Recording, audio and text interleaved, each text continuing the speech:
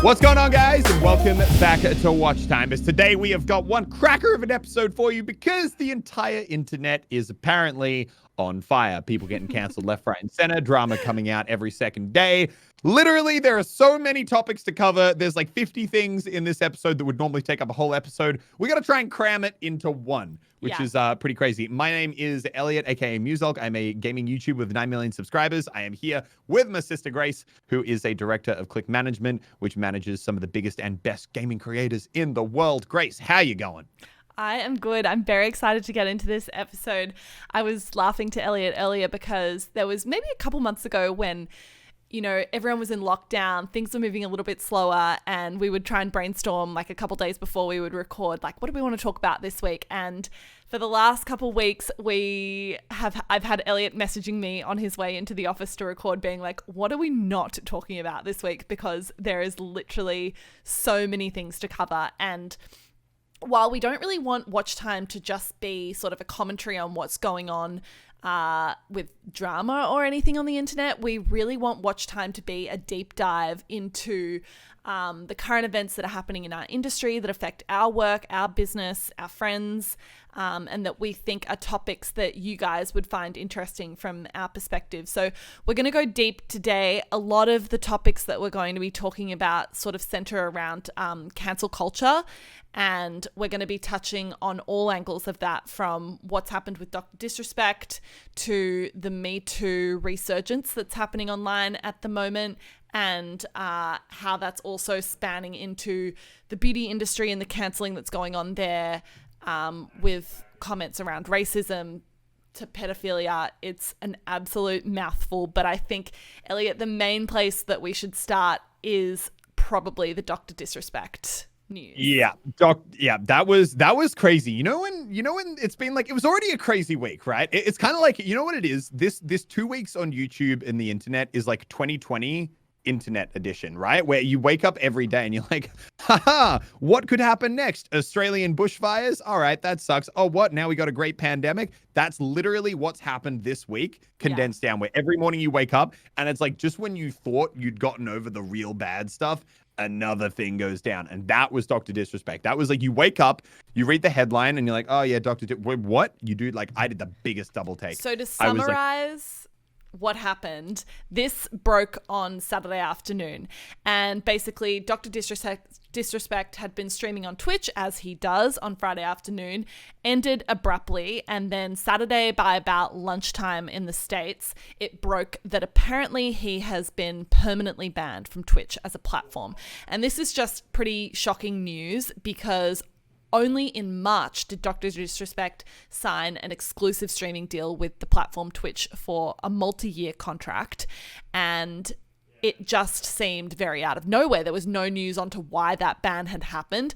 Twitch made a statement that they would ban people based on whether or not they'd broken the community guidelines or terms of service. It was extremely vague, didn't even refer to Disrespect by name or refer to a permaban. And that was about it for Saturday. 24 hours later, we heard from Dr. Disrespect that he too doesn't know why Twitch made the decision that they'd made. So it was all round a little bit crazy. There are now wild conspiracy theories going on as to whether or not his house was raided by the FBI in the last 8 minutes of his last stream, if there was some sort of awful sexual assault allegation, has he been money laundering? Elliot, give me your take on this. What were your thoughts when you saw the news? I think, number one, the important thing to realize is that Twitch, with a bit of context, Twitch has lost Ninja, they've lost Shroud, they've lost a lot of their biggest content creators over the past few months. And the value that these content creators bring to the platform, everyone knows the deal numbers now. They're talking like 60 million, 30 to $60 million for creators of that size to be on the platform. So that is the level of value you're talking about when you think about banning your platform's single biggest creator, which I think effectively Dr. Disrespect really was, or he was definitely top 3. So like the magnitude of that decision is huge. And I think what's amazed me most about this situation is that nothing has leaked. You've had a lot of like people on Twitter. You've had a lot of people on Twitter being like, "Oh, I know, but I can't say, but I know, but I can't say." I don't actually think they do. I reckon there's so many rumors going around. I think that most people are just totally in the dark right now. And I think it is an absolute insane testament to whatever this is that they've kept it this much on lock. When I first saw this, I was like, I don't know, and I can't figure it out right now, but I give it 48 hours till we or one of our friends know at least an inkling as to what's happened. 100%. It's been 4 days, and I'm used got to a 4chan thing now. I'm like going deep, and I cannot figure it out. I'm 100% used to there being like, industry secrets, right? But normally I know someone who is like in that like space, right? Like drama are going down in like phase, and there's someone there who I know will know, or, in the UK, community. And then I can ask someone who's in that group, and everyone's like, look, on the down there, like this is the situation. But this one, no one knows, man. Like I'm sure there's some streamers out there who do. But yeah, I mean, basically we've got that group chat with like me, Lockie, Laserbeam, Fresh, like all the YouTube guys. And like, we've just been in there losing our minds, just being like, how is this possible? I need to know. I don't even know why I care this much, but I need to know. And I think ultimately it's boiled down at this stage, because I'm just so conscious that I could normally do a whole episode on this, and we need to we've got so much to get through. I think at this stage, Dr. Disrespect, it boils down to essentially two credible theories. Credible theory number one is that because the timing is interesting, it's happened right after Shroud and Ninja were kind of released from their Mixer contracts. Mm-hmm. So suddenly you've got the two other biggest streamers in the world who are free agents. And the one theory that I think is actually a bit of a long shot, but also not totally out of whack, is that Shroud, Ninja, and Doc are founding their own streaming platform. Now, the reason that this would get him banned is that theoretically, what's leaked about this potential theory is that he was going around to a few other select Twitch people, trying to convince them to come over to their platform. Twitch found out, was like, y'all breaching contract, and then was like, got angry, understandably, and banned him from the platform for essentially going against his contract. Which, here's the thing. Shroud, Ninja, and Doc have, they've been in the streaming space a while. They've seen what happened to Mixer. They've seen that, Mixer, by all accounts, was not run overly poorly. Mixer was done in a relatively good way. They had all the features they needed. They actually got up to scratch to get near Twitch relatively quickly, and they had billions of dollars behind them through Microsoft, and they failed. Mm-hmm. And to clarify, they also had some big creators, aka Shroud and Ninja. Now, the reason I don't think this theory is necessarily true is because if Mixer, with Microsoft behind it, a good infrastructure, really well built up kind of stuff, failed and ran out of money with Microsoft behind them, when they had Ninja and Shroud, I can't see how they could logically look at that and be like, well, Mixer failed with us on it, but if we go start our own, then it won't fail. I don't know. That just doesn't do the maths for me. And I think that the risk of them investing millions, tens of millions of dollars into that, and it in all likelihood failing, wouldn't be worth them just taking a $50 million bag to go to another platform. If they're looking to make money, that would be the more logical, safe, and probably financially big decision. I also tend to agree. I think it'd be fascinating if it happens, but I agree with everything you said, and I would add to the fact as well that to start a streaming platform, even to negotiate a streaming deal, these take months to make it happen. And it would go against my theory from our podcast last week where I said, I don't think Ninja or Shroud had months of knowledge about the Mixer deal ending before it ended. And I therefore think it would be also almost impossible for the three of them to coordinate this with another platform. If it happens and I'm proven wrong, I can't wait to eat my words and get into all the details that I possibly can. But I feel like I'm skeptical on that one. Yeah, you think about how long it takes to get even the most basic website up and running. Like if you want to get just like a basic, just this is my workplace website built. Normally that takes weeks. If you're talking about negotiating streaming contracts, getting revenue flow through with donations and subscription services and emotes and a whole streaming infrastructure with the servers to handle it, like that, they've got a good team behind them. But man, that is one hell of a project to pull off. And I just can't see them being able to do that on this kind of timeline. Even if they were working with a platform that was already trying to get started, and that maybe they had the infrastructure behind it and then they were just being added to the deal kind of last minute, I still feel skeptical, because the money that is required, like the upfront money that would be required to fund the capital for this sort of project, would be so much that then to try and work out how you assign value to that to the creators in terms of equity and how much they're paid. I just think these are not the kind of deals that you can pull together in a couple weeks. They require valuation. It would be an absolute mountain to overcome, and I just don't think any of them have had the time to do it. And I think given the time it would require, something would leak, and something hasn't leaked. But I also think the other funny thing that came out of this whole streaming thing, because I agree, I think we both agree it's probably not what's going to happen. That said, happy to eat my words if it does, is there was this little streaming service that's apparently trying to start, that was started by some like ex-Mixer person. And they're just like, it's apparently run by like an 18, 20-year-old or something. It's like got no money really behind it. It's a bit of a community startup, like power to them, love it. But what they did was they got their streaming account, and it was called Brime. It was called Watch Brime. So let's just off the start, I'm not saying rebrand, but I'm saying I've heard catchier names than Brime. It sounds like brine, okay? Brine is the stuff that comes with tuna. I don't want that as my streaming service. Okay.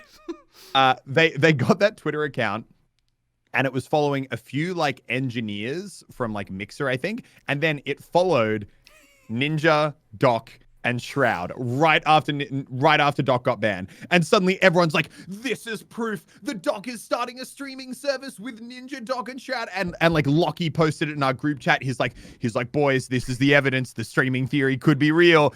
And I was like, and I just immediately looked at it and I was like, the name sucks. The branding is shit and non-existent. The tweets coming out of it are so unprofessional. They're like, reply with your questions, going to be answering some on Monday. I'm like, this does not scream like large, well-organized, multi-billion-dollar streaming platform startup to me. I thought they were just totally like trolling the internet. Dude, this morning before we started recording, they now have 100,000 followers, and some of the biggest creators in the industry following this account. And I saw Lockie is following it, and I was like, Lockie, you do know I could start a Twitch account. I could start a Twitter account right now, call it like Watch Muse, and then I could follow Doc, Ninja, and Shroud. They don't follow the service back. It just follows them. Anyone can create a... It was a small highlight of the week for sure. Oh my God, dude. But genius. They went from 1,000 followers. I don't know. It could have been less. It had 2,000 a couple of hours after this came out. It had like 2,000. Now it's at 98,000 or something like that. The genius. Absolute genius. I think we can rule that one out though. Yeah. Give me your theory number 2. Theory number 2 is that obviously a lot of the kind of like Me Too stuff going on in the community right now, and that it is part of that. But I think what makes that theory so interesting, because obviously a lot of like sexual assault allegations coming out at the moment against a few people in the community, a lot of like pretty bad stuff, which I think we're going to get into a bit later.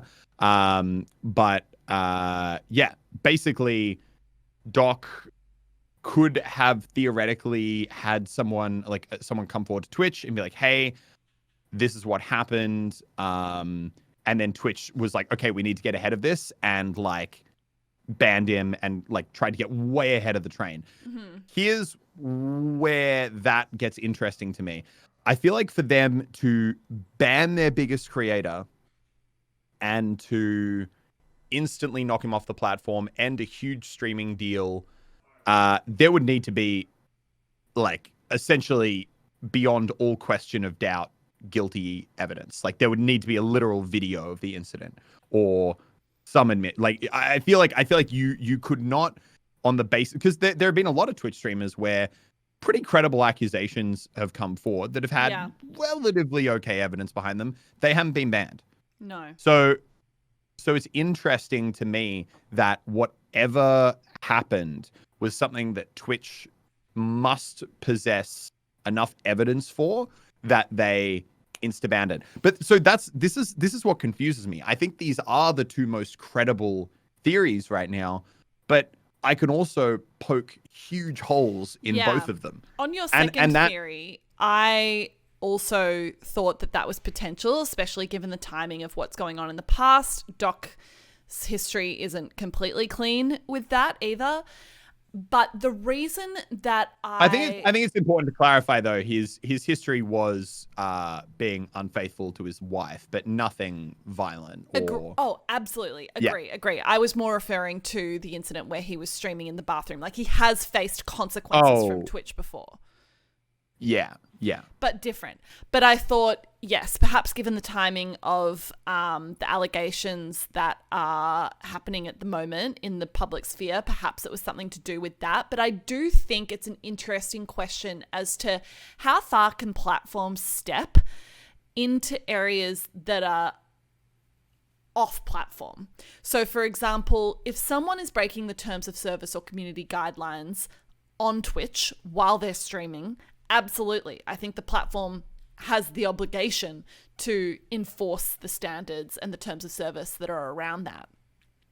If someone has behaved unethically or illegally off platform, at what point does Twitch step in to that? Because you're right, like, can they do that based off an allegation? I'm not saying whether it would be right or wrong too, but if this was something that happened off platform, which perhaps it indicates that it was, because generally if it was something that bad and it happened while he was streaming, people would be able to pick up on that. I'm not sure. I actually took the liberty for you guys, so you don't have to go do it.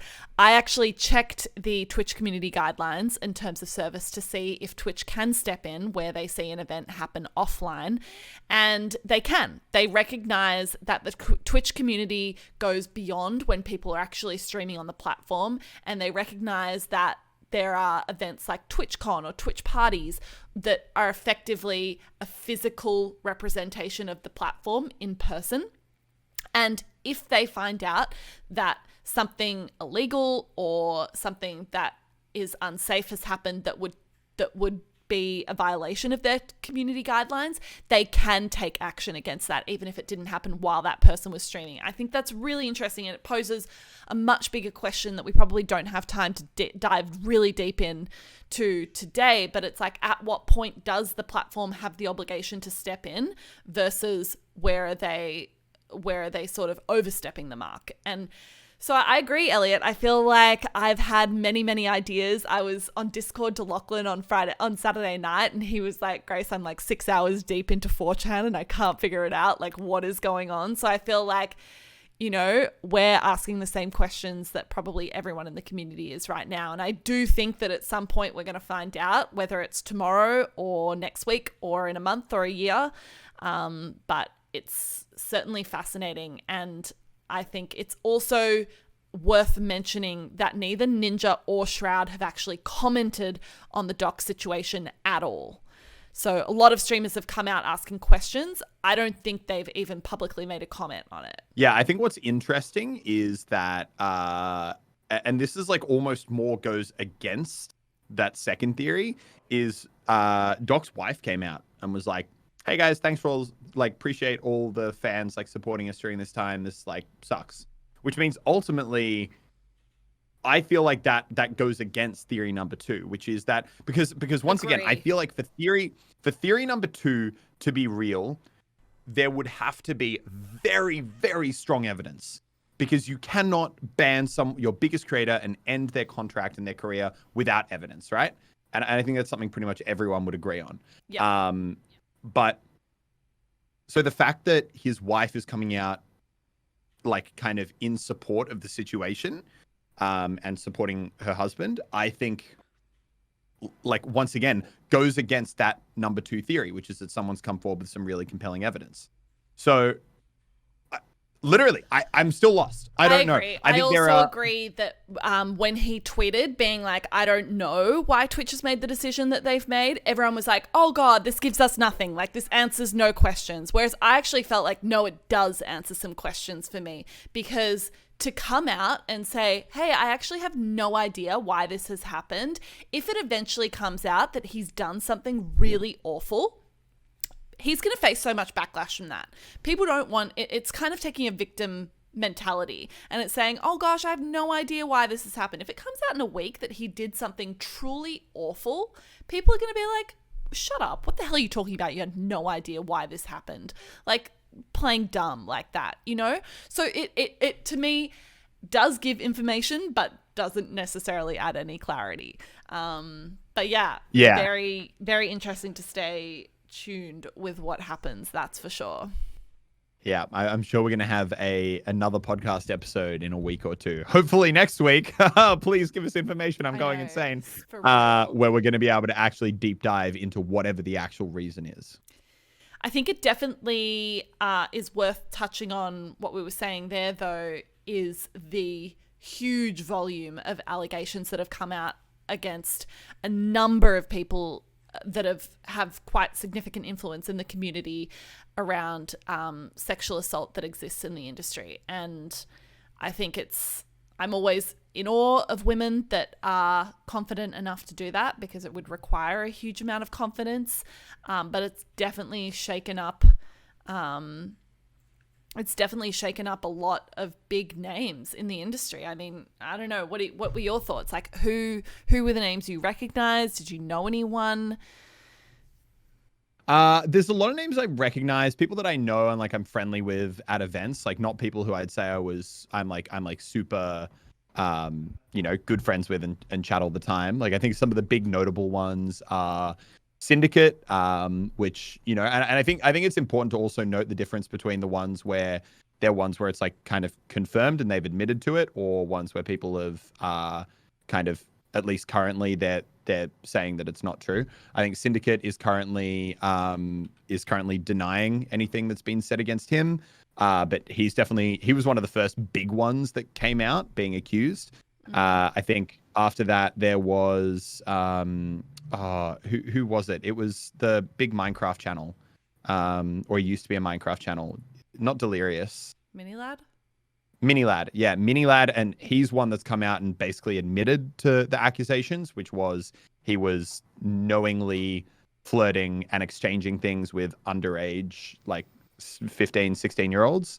But yeah, I think it's crazy, because I think the spread of what has kind of come out and been discussed and been shown is absolutely crazy. I think it's like everything from cases where it's like there was one that came out for, I believe he was a World of Warcraft player, and this is one where it had all the screenshots, all the evidence, everything that you could ever need to prove it. And it was basically that this World of Warcraft player had very knowingly been flirting, sending nudes, and trying to get them back in exchange with like a 14-year-old girl, and was trying to bring that 14-year-old in as the third in his relationship with another older, like 21, 22-year-old. And there's like a very explicit screenshot. There's a very there was like the whole thing I was reading. I was like, obviously disgusting. And then there was one screenshot where I was like, that's just like really. I'm gonna not say the. I mean, I don't know. I'll see how far my brain goes with it. But basically, very explicitly sent her a message sexualizing the fact that she was underage. And it was just like, God, I don't even want to know. Yeah. Anyway, very dicey. So that's what I mean, though. I think there's been like this full spread. There's been from people who have basically just been completely like, you did this.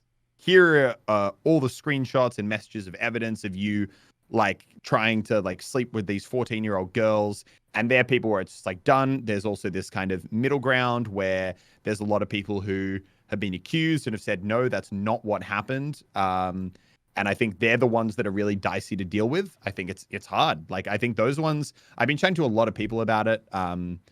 like a lot of like girls in the industry, and like we went out and had drinks with like a big group of us the other night, and it's interesting getting like the different opinions from all the different sides. Yeah. But I think the one thing that everyone agreed with just sucks with these, because it really does, is that so much of the time what happens in these situations is behind closed doors. A lot of the time it's in a room, and the only two people in that room are the two people who are involved.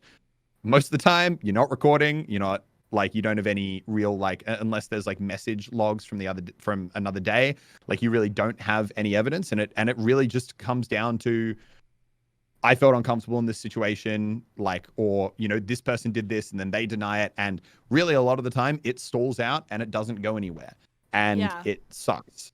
I think, it's super, super difficult, I think, ultimately. But it is crazy. I think regardless, it's led to some pretty, I think, good introspective thoughts for a lot of people. And I think ultimately, as much as it sucks, and as much as I think there's a lot of like horribleness coming out of it, I think ultimately it's going to lead to the industry being a better place. Yeah, I'd hope so. But yeah, why does this keep happening? Because I feel like this is not the first time that you hear these sorts of things. It's not the first time that you hear about the gaming industry and the community. Like, why do you feel like this is an issue in this community? I actually think it's an issue in every community. I think it's basically an issue, especially in communities where people command influence, because I think a lot of the time they will use that to like try and manipulate and take a position of power where they otherwise shouldn't. I think that's why a lot of the time you see a lot of stories of underage stuff happening, because obviously their followers are you know, normally in a younger demographic and are easily influenced by that. I think though that I think, you know, like we've seen from movies to the makeup industry to now gaming, I think it's just like, I think it's more just society in general. I think there's stories coming out I think that's a good point on the influence thing. Like, I think when people are put in positions of power, or people are insecure, but they have some level of influence, you know, I don't know, like maybe... Yeah, I think if people are insecure, but they have a level of followership or influence and they feel like they can exploit that for attention, then it's disgusting, but maybe that's how that can happen. I don't know. I think will be interesting to see how it develops, but it's going to be interesting to see. Yeah, I think it's going to be interesting to see if it does, because I don't know if you remember the original kind of Me Too stuff that went down in Hollywood. Eventually got to a point where it actually started coming back in on itself, and got a bit like people started getting angry at some of the like accusations coming forward. I feel like we've started to see some of that now. Yeah, that happened. I know that happened a bit with, I saw a lot more. I think a lot of the things that came out, people were very much like, yep, that's horrible. Obviously, there's always the debate of, do you have evidence? If you don't, like, it's not okay to cancel someone. But I don't think girls necessarily gain a lot from doing this. Like, I don't think... I'm skeptical. I know there's a narrative out there where it's like, oh, girls are faking this for attention, or there's a lot of like baseless claims and it's not actually true. And I think I would push... I'm sure there are situations where that happens, but I don't think a lot of girls come out of trying to expose an influential male in the industry to backlash and come out of that doing well or gaining an audience that they can then monetize. Like, I think it is, there's something to be said, and I want to like dive into it more when we talk about what we're going to talk about next with the cancel culture. But yeah, I think it's scary. Like, people have a lot to lose and people can be cancelled so fast. It's terrifying. Yeah, I think... But I think... I don't know. That's always, I also think that's always the hard part. I agree. I think the vast majority that come out really do have like no negative intentions. I do think there have been a couple where it sounds very much like exes, like broken relationships, and a lot of those stories have been countered. I think there was also the one I thought was interesting, I don't know if it's been disproven at all since then, but I thought his response was good enough to the point where it pretty solidly discounted it. Like Justin Bieber's one that happened pretty much Oh at the same yeah. time, Oh where the wow. girl was like, "We were at this hotel and this happened," and he was like, "Here is a literal receipt and pictures of me with my girlfriend that night that show that I wasn't there." I Right? have to say, I think he responded perfectly to that. He he responded. validated them. He said, the reason I'm responding is because it's deserving of a response, and I would never want Yeah, anyone to think that I'm just not taking it seriously. But he yeah. completely debunked it. So I think that's where it gets hard, because I think it's naive. It would be very naive to say that instances of like lies don't happen. They do, and I think that's one example. I think that then creates this hard thing where it's like, well, can we end someone's career over an accusation? Yeah. Because it's like when obviously the scale is very different, but it's different in a lot of senses, and doesn't discount the underlying theory, which is, like with the death penalty, like if you get one accused person wrong in 100, like, if you wrongfully convict 1 in 100 people, then that's too many, right? Yeah. Like talking about the severity of punishment. So it's like that it really does suck that a lot of these stories will be true, and there are also going to be some people who may not have done anything bad who will also get cancelled. For But me, it's also worth distinguishing where someone has legitimately done something wrong and there's been like a sexual assault or something involving a minor, something like that, where it's illegal, at the very least highly unethical, and where someone's made someone feel uncomfortable, but it's not necessarily illegal. And making someone uncomfortable is never good, but and should be avoided at all costs. And I think really can be avoided. But like there have been some cases coming out this week where it's like, oh, like a guy was drunk and he tried to kiss me or that sort of thing. And I don't know. I don't know if it's a sensitive issue to talk about, because I think we also live in a world where these yeah, issues are nuanced. yeah, I think one area I've seen where things get a little bit, where I've seen a lot more kind of like back and forth discussion, was like all the offline TV drama that came out a couple of days ago. Yeah. Which was, for anyone who hasn't seen, basically Fed, there were a bunch of gamers living in a house together. I think 2 or 3 girls and 2 or 3 guys. One of the guys called Fed. Basically, a few of the girls came out and with stories about things he'd done that made them feel uncomfortable, which was basically they apparently had like a previous history of like, lying in bed together, and sometimes they'd even sleep in the same bed on opposite sides or watch a movie in bed or whatever. One night, Fed got drunk, came in and didn't explicitly didn't touch the girl's breast or like, anywhere exclusively, like Yeah.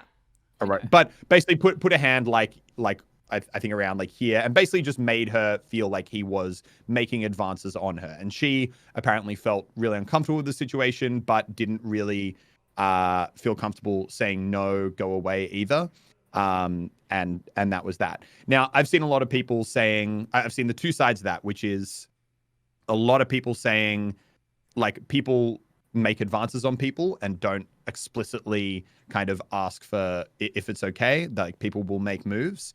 Obviously, there's a degree that goes past where absolutely you like need to be like clarifying that, but also the fact that people do have drinks, and occasionally like if you're like at the movies with a date, you might like put an arm around their shoulder, right? I think that's what Yeah. people are likening it to.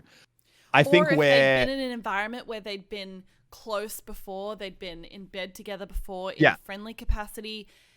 Was he getting the and wrong he might impression? Was he thinking like, oh, yeah. maybe she wants me to hold her hand or make like a gentle move in that direction, see if it goes that way? Like these are some of the perspectives that I think we're hearing, and Yeah. and it gets nuanced. It gets very grey.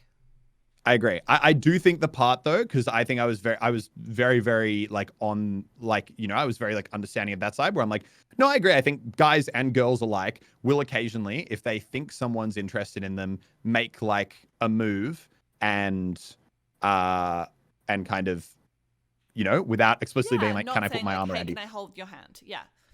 I do think with Fed, where once again, I don't think it was really at a point where it's like, oh, you need to end his career. I think, but where I do think there's a point of education for him that he could have been like confronted with by those people, is that the next day it was brought up to him by her, apparently being like, hey, you know, that thing you did, or at least if I'm remembering correctly, she brought it up and was like, hey, just so you know, this thing you did didn't really make me feel comfortable. And then he did it again. I think that's where you can kind of be like, that's where you can be like, okay, no, it was made clear that that isn't okay. Don't do it again. Absolutely. Yeah. So, and that also he had a bit of a pattern of that behavior. But yeah, but I think it really does illustrate. Long story short, all the kind of stuff going on in the community right now, it is hard from every angle, and it's so complex because there's one hand really wanting to support the people brave enough to come forward. I think there's also the kind of understanding of, okay, is this the kind of thing that you should end someone's career over? What, like, who do you believe? Where does everything lie? It's tough. It is a really, really, really tough topic. But I think ultimately, I think everyone, especially around the ages that most people are in this community, you know, like the kind of like 16 to 30 age, people go through a lot of education, understanding what behavior is acceptable, what isn't, understanding, I think as well as a guy, the whole concept for me, I think something that this has really made me hyper aware of is this whole concept of just like that sometimes girls are in a situation where they just don't feel comfortable, you know, saying no. yes or no. Yeah. And I think that's something for me that like was a big like eye opener, because I think as a guy, like if someone's doing something, you kind of be like, nah. I think guys are very literal. You know, guys are 100%. very literal. Guys are just straightforward. If someone's like, you know, like flirting with you or like grabbing you and you don't feel comfortable, be like, hey, can you like not? Did you see my tweet the other day? No. So I tweeted about this exact thing, and I said, I'm actually going to pull it up one moment. But I tweeted about the fact that I agree. I think this is an issue, and I think it's an inherently female issue. So what I said is, no means no, but I would also really encourage you to seek enthusiastic consent. For a lot of girls, just saying no isn't that simple. They may feel that in order to say no or stop what they might feel has been set in motion, they have to do it in a conciliatory, tactful, gentle way so as not to offend. And in the moment, figuring out how to do that might take a huge amount of effort that feels overwhelming to someone. And this speaks to the way that I think a lot of young women move through the world, conscious on not wanting to make other people feel angry, taking responsibility for other people's emotions, and working hard to keep everyone around them happy. It can be quite exhausting, and if you do it long enough, you stop noticing the small moments where you're making that choice. And what I mean by that is that for a lot of girls, say you're on a date with a guy, say you're in bed with a guy and you've been kissing him, and then you decide that actually that's enough and you don't want any more. To feel that you have to say no in that moment to stop what you think has already been set in motion, where it's going towards, can feel harder than just saying, okay, I'm just going to go through with this right now because I don't want to have to deal with a difficult conversation, and I'll just deal with that later. And I think that's an inherently female feeling as well that can come up, and I think it's a complex one that is very difficult to unpack on a 40-minute podcast about gaming, but is worth talking about. Yeah, it's a big thing. I think ultimately, like we've said, like we've covered, it's a big topic. It's a hard topic. It's a topic where, you know, it can be hard to like side either way on something when there's you know, very little evidence. It can be hard to determine what someone should be cancelled for versus what someone should maybe just be educated on. But I think ultimately the good outcome, at least that I can speak for, that I think has come from whenever I see these things come out, is it's very interesting to hear really from, you know, a girl who's in that situation and just actually become aware of the fact that I think a lot of the time we assume that other people think the same way we do. Yeah. And I think for a lot of guys, that's being, yeah, exactly. For a lot of guys, that's like, oh, I don't like this. Yeah. Hi, I don't like this. Go away. Yeah. You know, that's how most guys operate. We're just like very much like, hey, this is the way it is. And I think it's good and it's educating to for people to hear. Because it's crazy that, you know, literally 50% of the population, literally, this is already like just a fact that they understand. But for the other 50%, I think a lot of people just aren't, is that a lot of the time being direct with how you feel in that situation it's hard, and it's tough to do. And I think that is a good thing to be conscious of. Yes. So I think as a guy, just it's hopefully educating people. You need to think beyond, oh, they didn't tell me to fuck off, so like it must be Okay. like where Yeah. Exactly. Mm-hmm. What I do think is interesting to talk about, and that I think leads us into the wider sort of cancel culture that I feel like the internet is experiencing right now, is the point that you made around how much there really is to lose, and whether or not it's right for people to be fully cancelled.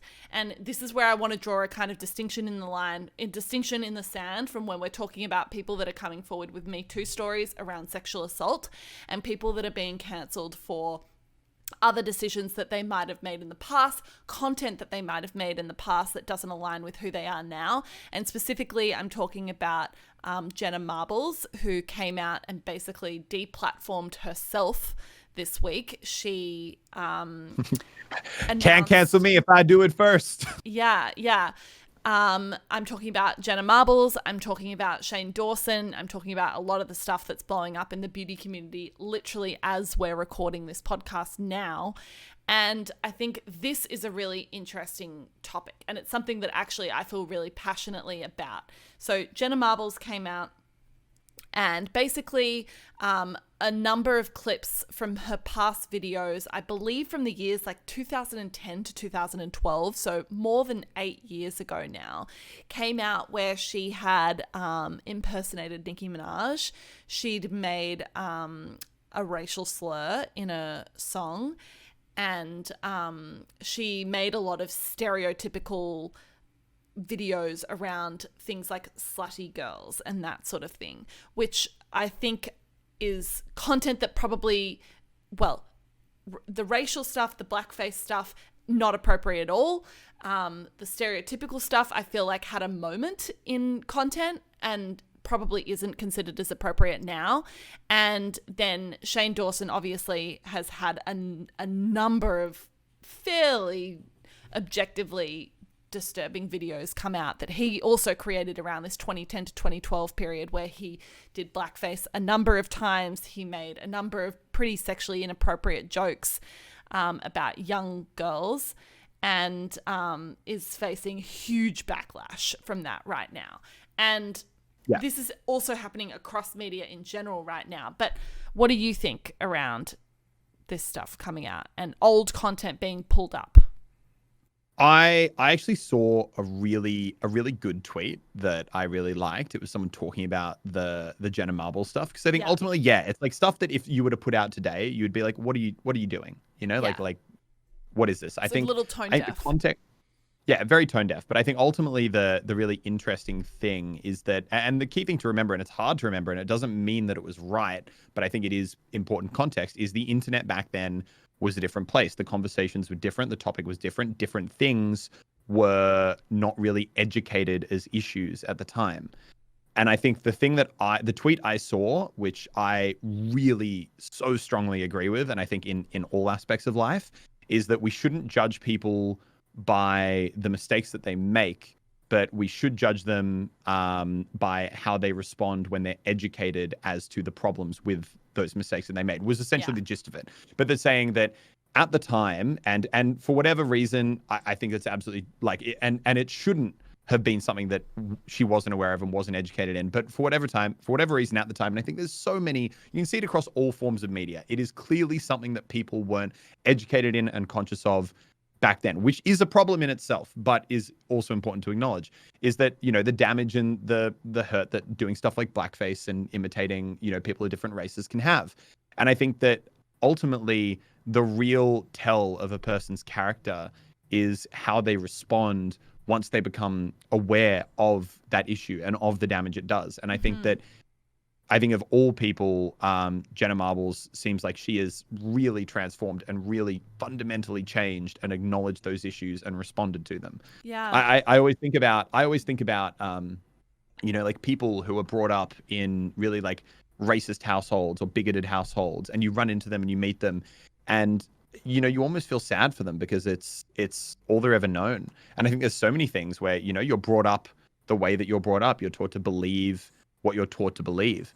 And that, ultimately, until you've had someone kind of take you aside and be like, hey, this is why your current way of thinking is wrong. And this is, why it does so much damage and why it should hurt. That's the point, I think, where you need to start judging people from, because we are largely a product of our upbringing. We're a product of what our parents teach us and what our friends and society and everything around teaches us. And I think that back then, all those things that we're seeing in that content were significant issues. People were not, people saw humor as humor and dark humor as especially humorous. But they weren't really conscious of the kind of the damage that can do. That while 9 out of 10 people might get a laugh, the 1 out of 10 finds it, it reinforces stereotypes in like a very subtle way. While people are laughing and being like, oh, this is funny, it is also genuinely reinforcing certain stereotypes. And basically, ultimately, I don't think people were as conscious and understanding of that back then. Yeah, we're so lucky. We're lucky that we now grow up in this world with the internet, and we're so interconnected with so many different types of people. We have exposure to so many different types of people, and it makes us much more accepting and understanding people. Like, all of the issues that I feel like our generation is now incredibly well educated and empathetic on, around people of different races, people of different genders, transgender people, people that speak different languages, people that look different from us, people with disabilities, all these different sorts of things. I feel like we're so blessed that we've grown up in an environment now where we have the internet and we're able to have exposure to all these different sorts of people, and we're therefore able to be empathetic and understanding. But I think we forget that that wasn't the case literally 10 years ago. Like, even 10 years ago, the amount of access to information and different sorts of people, different communities that we have now wasn't available back then. And I agree. I think I hate cancel culture. I don't like it at all. I think it just doesn't leave any of us open to making mistakes, and we're just all human, and we will all make mistakes. All of us, every single one of us.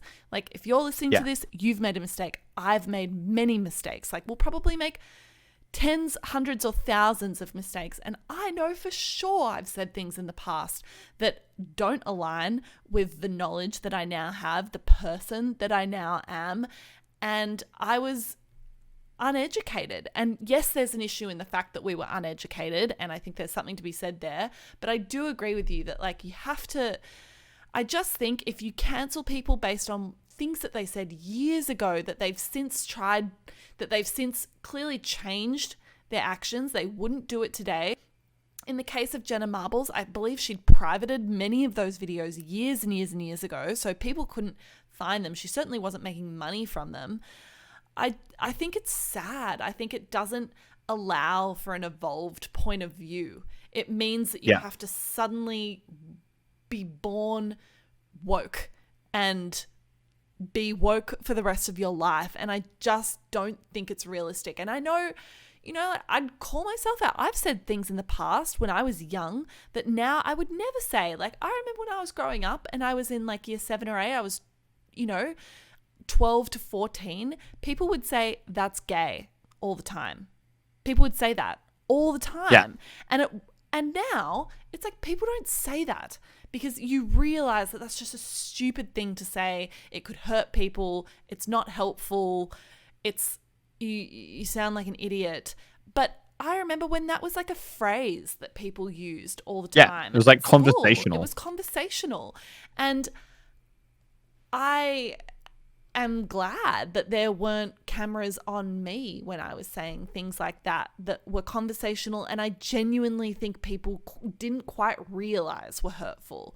And I think for her, it's just, and for me, like, I would actually also want to make a point that I in some ways find it ironic that I think we live in a more accepting, more understanding, more equal community than we've ever lived in, and everyone's like very conscious on being politically correct and not saying anything that's going to offend someone or hurt someone.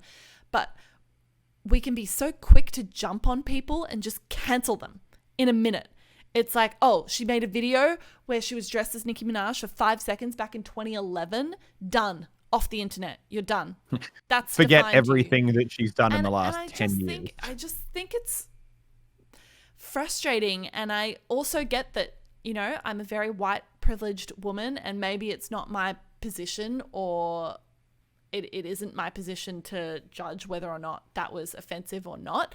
But I just think it sucks, like, that I think in so many ways we've become really accepting of all different sorts of people, but I feel like we're not quite accepting of the fact that people make mistakes and they can learn and grow from them and better educate people in the future about them.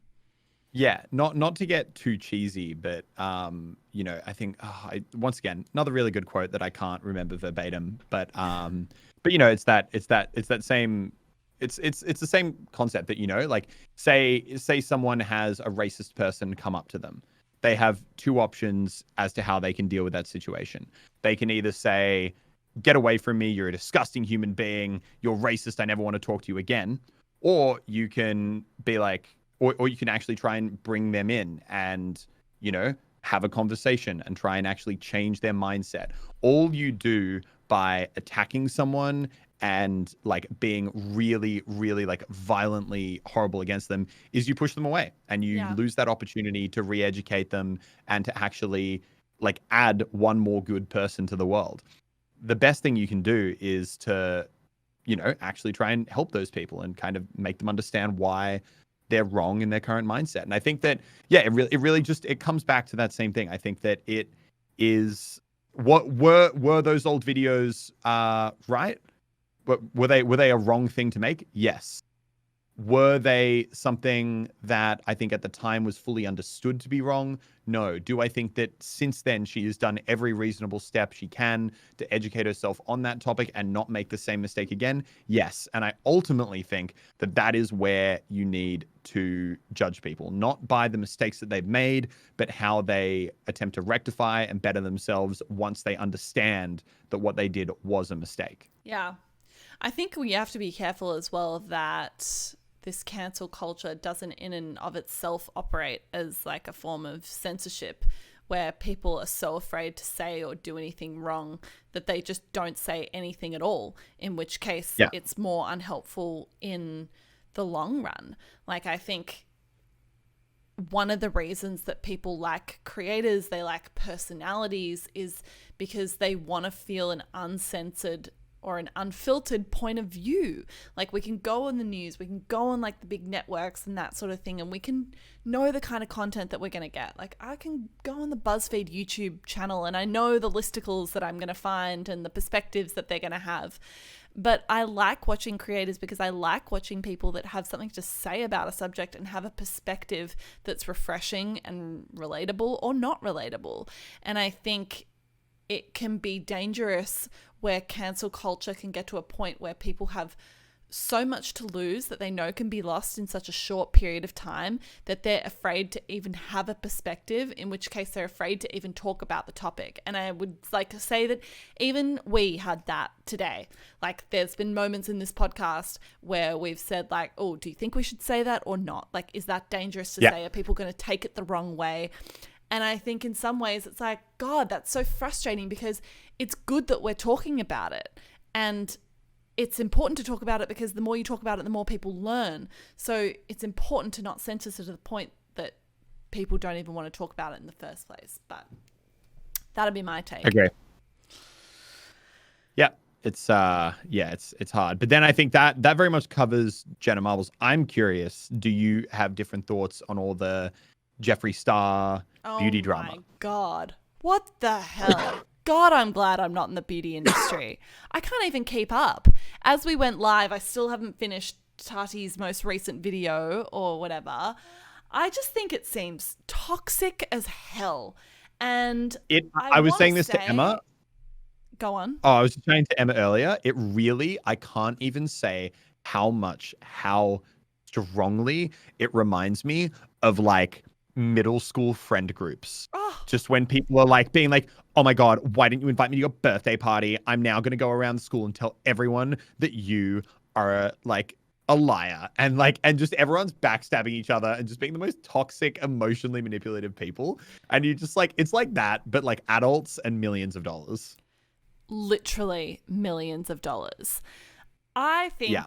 I don't know. I have to say that I've been skeptical of Shane Dawson. I think he's a manipulative person. I think the way that I'm he's skeptical. I've talked on this podcast more than anyone how I do not like that guy and how Dude, I it's think only he's you and me on working. this podcast. Yeah, look, all right, yeah, but I feel like I didn't get enough credit for it. All right. But literally, I've said from day one, I think he's an emotionally manipulative person. I think Yeah. the point you made when we were talking earlier, how he's like, guys, we got a sponsor on the channel. It's like only one of us got 200 grand added to their bank Yeah, account, mate. this is a point. We didn't get a sponsor. I think Shane plays the poor card. This is separate to all of the issues around blackface and that sort of thing. I do think he's manipulative. I think he plays a bit of a godlike figure in the industry, very much like a father figure, can do no wrong. I very much disagree with the way that he talks about sponsorships, and he's like, hey guys, we got a sponsor. It's like, Shane, unless I missed my check in the mail, I don't think I got paid for your $100,000 honey sponsorship that you just got on your most recent video. Like, I don't know if we got a sponsor. I don't know. I don't see any new Gucci handbags in my cupboard. Yeah, where's my house in Calabasas? Like, come on.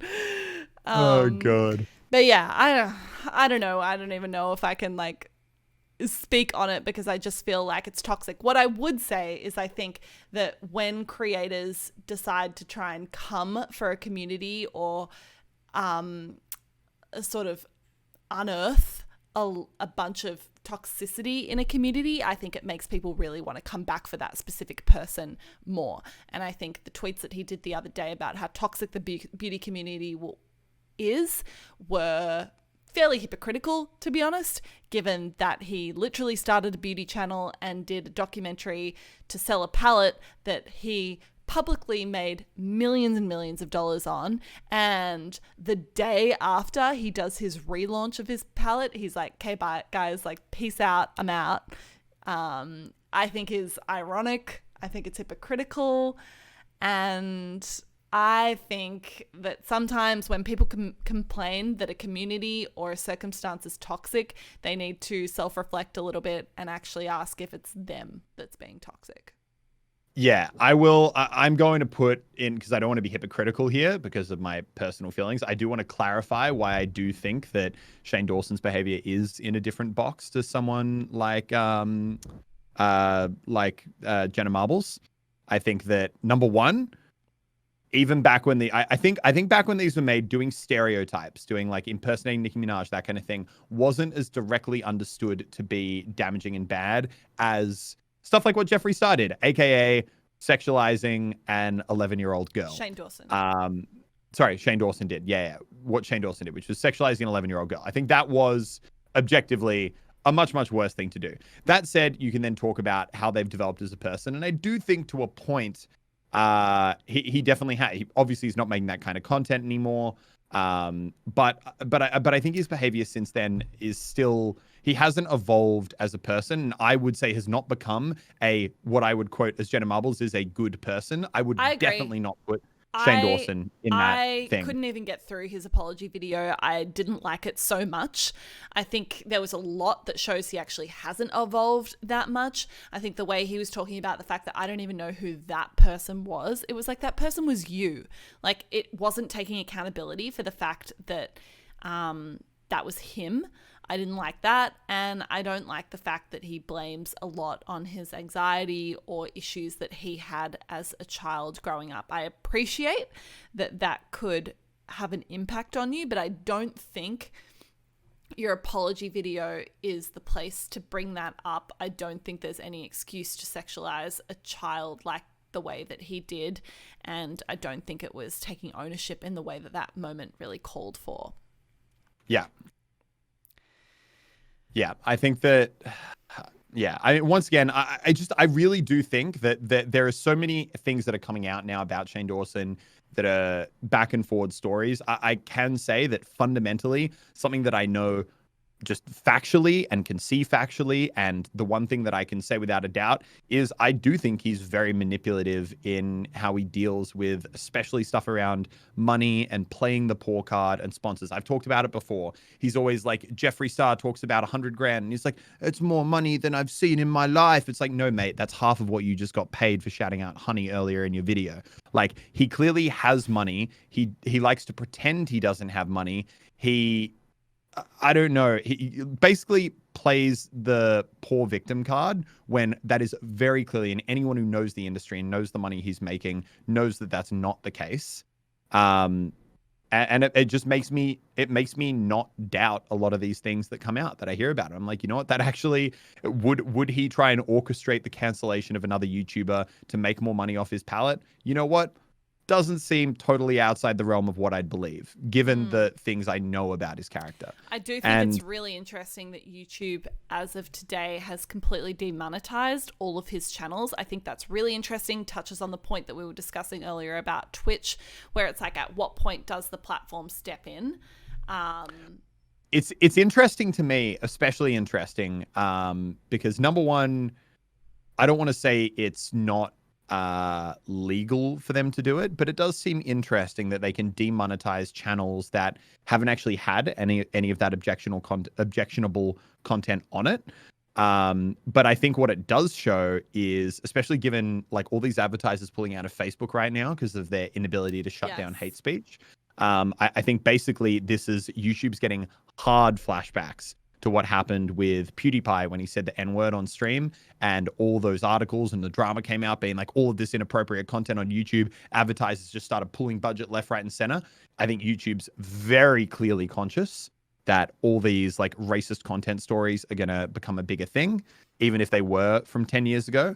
And I think they're really trying to get very, very ahead and try and kind of, make it very proactively clear to advertisers that we don't tolerate this content on our platform and it will be removed. I think YouTube is conscious that creators are the new mini media platforms, and just as advertisers might not want to associate with certain media platforms, they're conscious that they don't want to put advertising dollars on creators that advertisers might not want to align with. And I think I think it's interesting. I think it's very, very affirmative action from YouTube that we probably haven't seen to that extent yet.